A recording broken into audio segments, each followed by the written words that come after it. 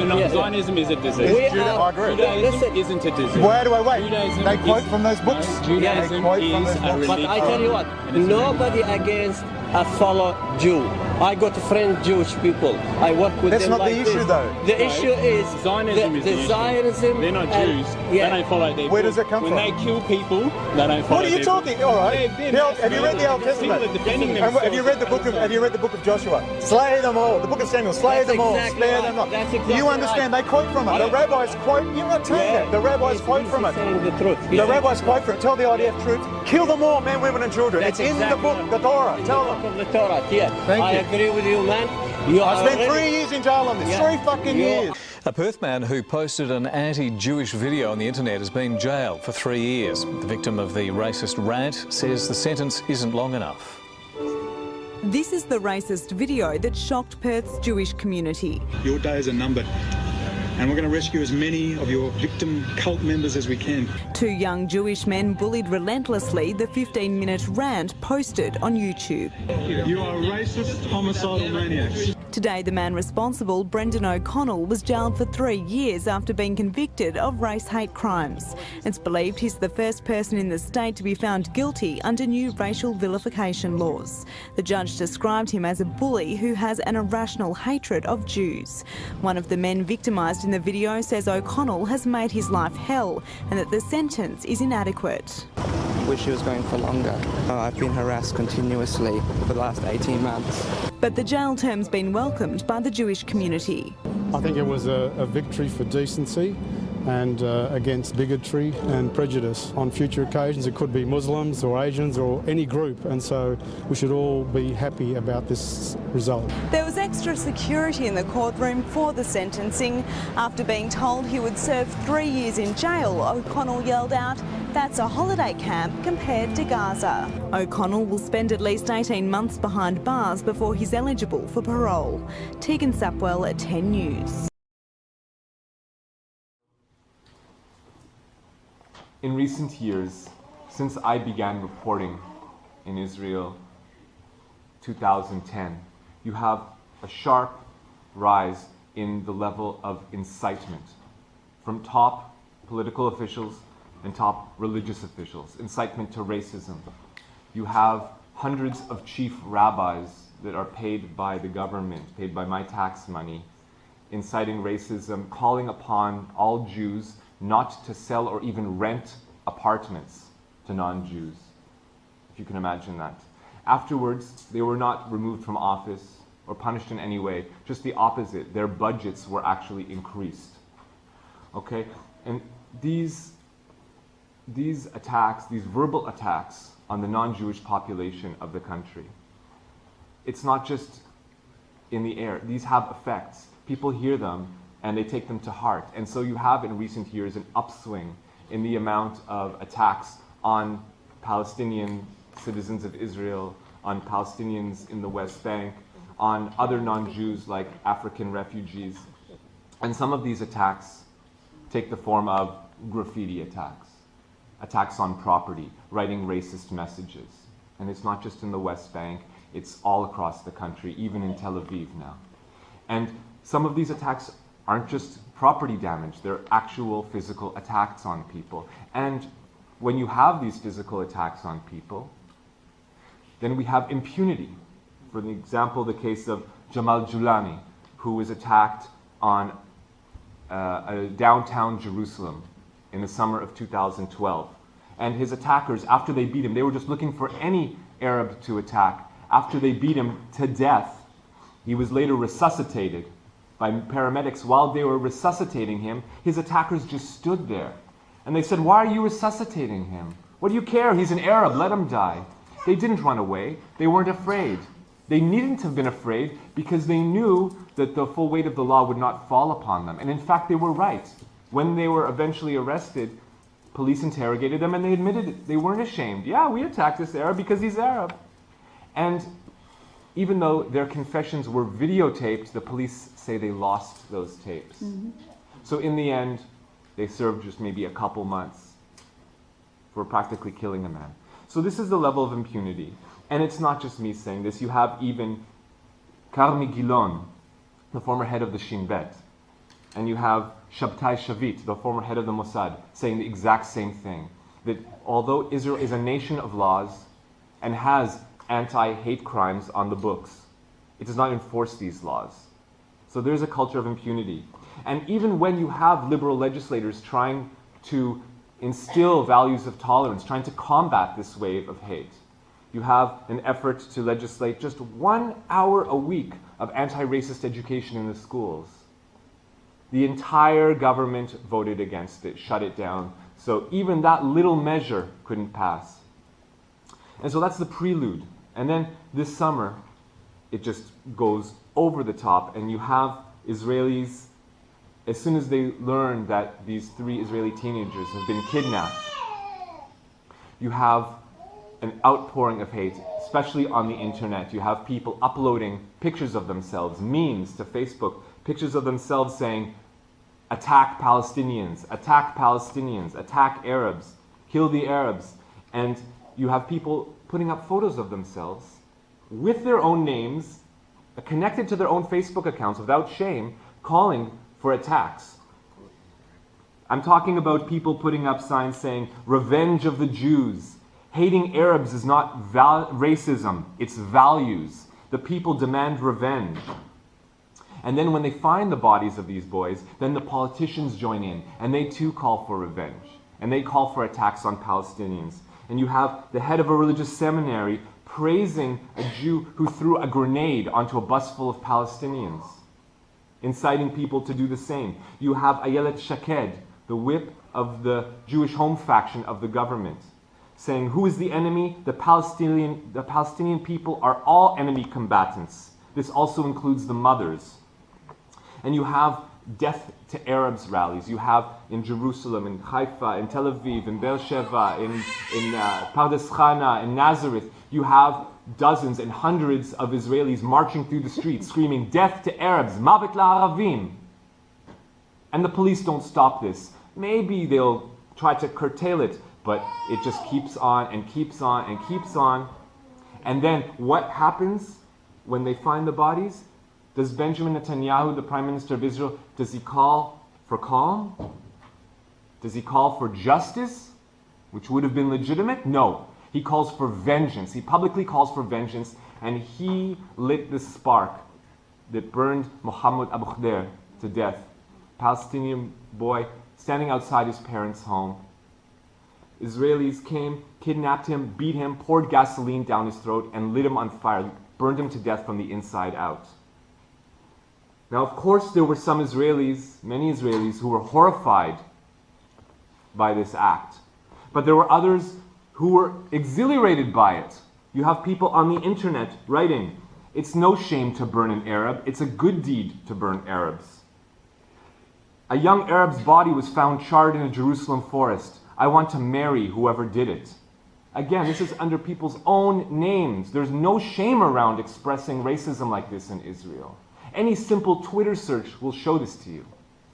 And yes, you had a government minister make a condolence call, and incidentally a government minister that was just fired yesterday, but he made a condolence call to the family of Abu Khdeir to express his sorrow. And just for making a condolence call, for expressing his sorrow, then you have people going on the internet calling for him to be murdered and for his family to be murdered. And so Netanyahu unleashes the hounds, releases the army onto West Bank and onto Gaza, and you saw what happened this summer. Max will speak about that. But while this is happening in Israel, you have chief rabbis, again paid by my tax money, calling this a holy war, a milchemet mitzvah, commanded by God. You have state-sponsored rabbis saying that the Israelis are allowed to take steps to exterminate the enemy. You have the deputy speaker of the Knesset, the head of the Jewish leadership faction of the ruling Likud party, Moshe Feiglin, saying that the civilian population of Gaza will be concentrated, and subsequently to their elimination, Gaza will become part of Israel and will be populated by Jews. Open calls for ethnic cleansing. No shame. From the highest levels of government. You have Naftali Bennett, the head of the Jewish Home Party of the government, the economics minister. I've killed many Arabs in my life and there's no problem with that, he says openly. And during the war, he says Hamas is conducting massive self-genocide. So he's attributing blame for the violence to Hamas, but he's calling it a genocide. When soldiers are preparing the mortars that they're going to launch onto Gaza, you have them writing messages on them. And some of them are so silly and sick, showing the lightness, the unbearable lightness with which people treat the carnage, writing, "This is for the cancellation of the Backstreet Boys concert, you scum." So that's the aggrieved people. They feel aggrieved. We lost these, boy band concerts. But there are other messages that are maybe even sicker when they have people writing, "I'm sending this mortar in your name. Everyone focus on, completely wipe out any vestige of Amalek." And when you hear that word Amalek, that's not meant for your ears. That's meant for the ears of other Israeli Jews who understand Hebrew and have a grounding in the Bible and the Torah. And that's a code word, that's a dog whistle. It means to genocide. To break out for 1 second, in the Bible, this people spoken about, the Amalek, whether they existed or didn't exist is a matter for archaeologists to debate. But the point is, according to the biblical narrative, these Amalek people are supposed to be so evil and so despised, according to the narrative, that Yahweh, God, instructs the Jewish people to genocide them, to kill every single one of them, men, women, children. And in fact, according to the biblical narrative, when there are kings of Israel who do not carry out a complete genocide, and they only kill the men and not the women, or the women and children, but not the cattle.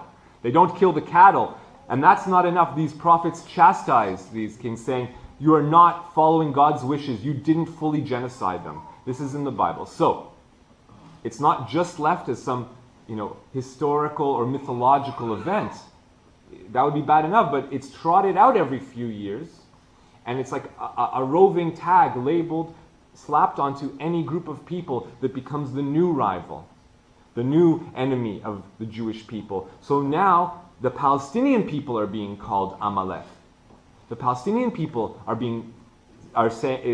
these people are saying, and when I say these people, I'm talking about top Israeli leaders, and I'm talking about average Israeli citizens as well, calling Palestinians Amalek, saying that they should be genocided. You have top academics recommended by the Israeli government, like Mordechai Kedar of Bar Ilan University, saying the only thing that deters a suicide bomber is if he knows that his sister will be raped. And this message isn't just up in the air as some kind of philosophy. During the conflict, there were Palestinian militants who were captured by Israeli soldiers, brought back to Israel, tortured, and they claimed that they were threatened that their moms and their sisters would be raped. You have Aryeh King, who is a city councilor of Jerusalem, at that time responsible for security in the city of Jerusalem. And what does he say? What does he tell a crowd of Jewish Israelis assembled in front of him? The Rebbe expects us to act like Phineas, to commit acts of Phineas. Again, another biblical reference, not meant for your ears, meant for other Israeli Jews who are religious and who abide by the rules of the Torah. When they say Phineas or Pinchas, they're talking about a story in the Bible, in the book of Numbers, a religious zealot who, upon learning that there were Israelites who had romantic relationships with non-Israelite women, he got so incensed by this Rassenschande that he took a spear and he pierced both of them. He murdered a couple, a man and a woman who were in the middle of coitus, in the middle of lovemaking, and he murdered them both because he was so incensed by this Rassenschande. And you have these Jewish Israeli leaders holding this religious zealot, this murderer, up as an example of how to act. Commit acts of Phineas. The Rebbe wants us to commit acts of Phineas. The next night, those Israeli Jews went out, kidnapped Muhammad Abu Khdeir, burnt him to death, and when the police caught them and they asked them why, they said, "We were inspired by the story of Phineas. It's because of that story that we went out and killed him." These words aren't just up in the air. They have effects, murderous effects. This summer, as an example, while the conflict was going on, There are people who break out of the boundaries that the government and the religious leaders want to put people in. Even though you can't get married in Israel unless you're of the same religion, because marriage is controlled by religious officials. Despite this, some people get past the state-sponsored efforts to separate them. And there was a couple that decided they want to spend their lives together. He is the son of Muslims, citizens of Israel, and she is the daughter of Jewish citizens of Israel. And they met and they fell in love, and they decided to spend their lives together. On the day they decided to celebrate their love, you had hundreds of Israeli Jews outside their wedding, protesting their wedding, screaming, "Death to Arabs, death to Arabs." And these people, this group, gets money from the government through their sister organization. They are state-sponsored. This is the group called Lehava. Okay? And sadly, this isn't a new phenomenon. It goes back decades, and it goes back even further.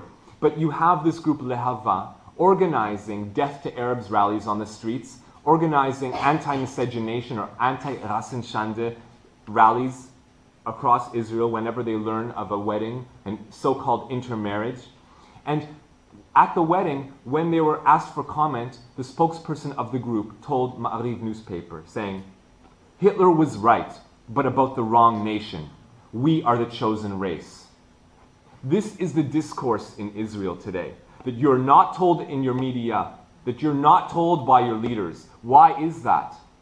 Why do I have to fly here from Tel Aviv, waste fossil fuels to come here to tell you this? And it's not only the far right, it's not only the extremists. Yes, it's true, the leaders of this anti-miscegenation group are far right. And they call these intermarriages the continuation of the gas chambers. How disgusting. Two people deciding to spend their lives together, two people in love with each other, they say that's the gas chambers, that's the annihilation of the Jewish people. What a disgusting perversion of the Holocaust. You even have a deputy minister in the government saying that intermarriages are a silent Holocaust. But you also have centrist politicians from the so-called centrist Yesh Atid party saying, also hitting on the same tropes, saying that the Arabs, yes, I'll name them by names. You have Miki Levy from the centrist Yesh Atid party saying, the Arabs of East Jerusalem threaten us by hitting on our daughters, by flirting with our daughters. And you have Yair Lapid, the leader of the so-called centrist Yesh Atid party, saying, oh, if my son came to me and said that he wanted to be with a non-Jewish woman, it would bother me greatly. What's it your business what people do in their bedrooms? Why are you trying to stop people from loving each other? Why are you trying to separate the so-called races and religions? This is a secular democracy? I'm not going to speak for much longer because I want to be respectful of the time, and I want Max to be able to tell you about what actually happened in Gaza while this was going on in Israel. But just let me say a couple words about the media in Israel. Yes, they are reporting these same things you don't hear about, but in the op-ed pages, you have articles talking about in Yediot Achronot, in Gaza there is no such thing as innocent civilians. If you do not drive out the inhabitants of the land, those whom you leave will become pins in your eyes. You have to drive them all out if they're not Jewish. Return Gaza to the Stone Age in Israel Hayom. In the Jerusalem Post, solution requires the relocation of the Arab population and Israeli sovereignty. Calling Palestinians in op-eds subhuman creatures, hulking humanoid troglodytes, modern-day Morlocks, savages, the wild beast. And you have in the Times of Israel, published by Seth Klarman, you have an op-ed piece saying, when genocide is permissible. That was the title of the blog. Now, admittedly, there was such a furor over this that they immediately, within a few hours, removed that, saying the only way to achieve Israel's goal of sustaining quiet is through genocide. They did remove that. But they left an article that was published the exact same day that called for the exact same thing. Another article that said, go and utterly destroy the sinners, the Amalekites, fight against them until they are exterminated. That article was left up on the site because it used only coded language, so you wouldn't know that they were calling for genocide. This is openly published in the Israeli discourse. Where are you?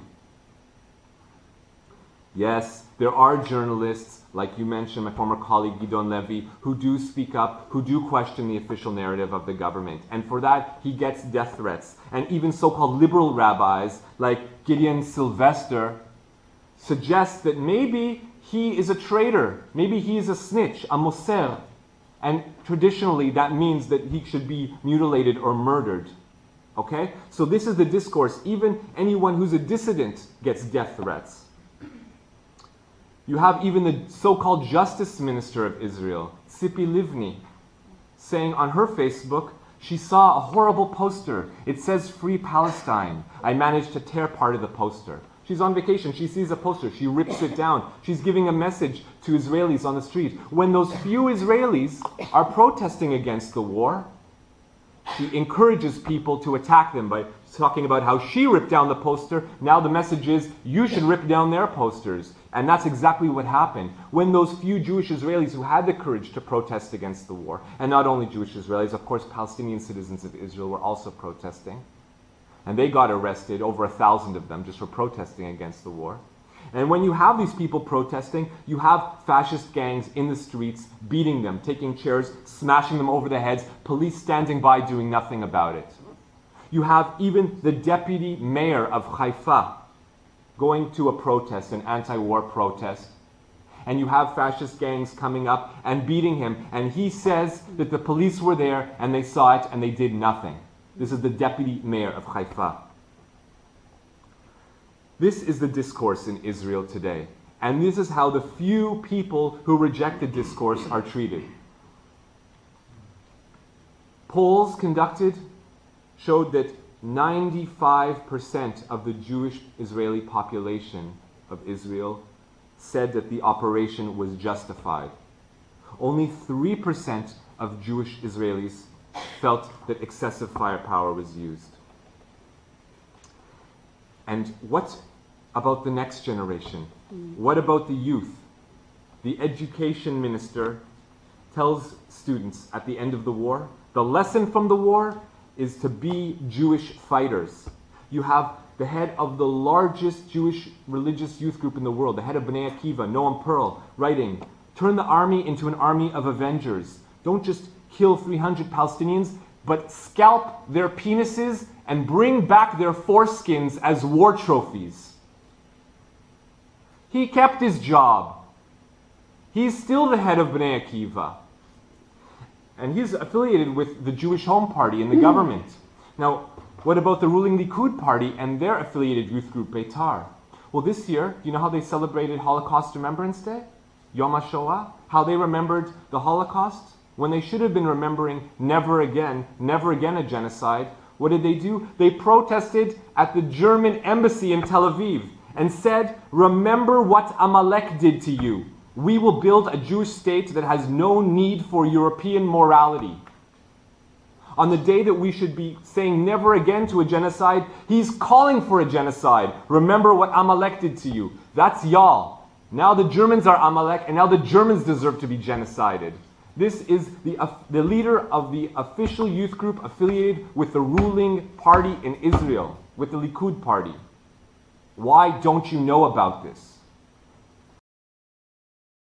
But no one will talk about Judaism as the foundation for Zionism. Their books, their own books. That's right, exactly. No, he's right. He's Telling right. you. Look, Israel Shamir, one of the biggest Israeli activists in the world, he's standing ovations at London universities. You know what he says? Israel Shamir? Palestine is not the ultimate goal of the Jews. No. The world is.